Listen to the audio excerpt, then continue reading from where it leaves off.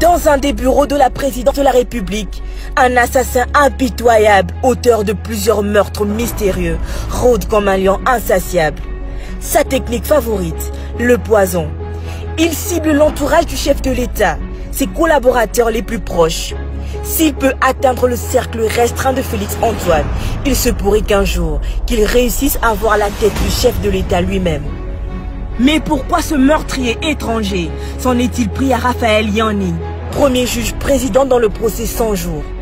Selon de nombreux témoins, le juge avait été vu au couloir de la mort, c'est-à-dire à la présidence de la République, le même jour où se sont manifestés ses premiers problèmes de santé. Les conclusions de l'autopsie qui confirment l'empoisonnement du juge Raphaël Yanni renforcent à tout point de vue la thèse d'un empoisonnement opéré à partir des locaux de la présidence de la République.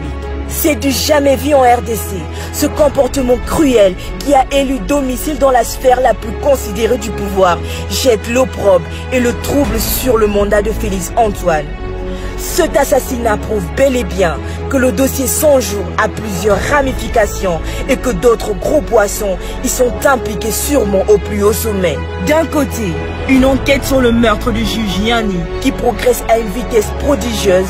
D'un autre côté, le cadavre du général Delphin Kaimbi abandonné à la morgue dans une indifférence totale.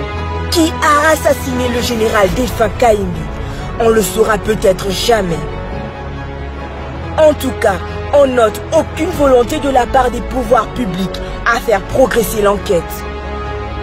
Quand une nation adopte la culture de l'empoisonnement comme moyen pour se débarrasser des personnes gênantes, la patrie court à sa perte et l'instabilité généralisée toque à notre porte. Les autorités actuelles oublient l'essentiel.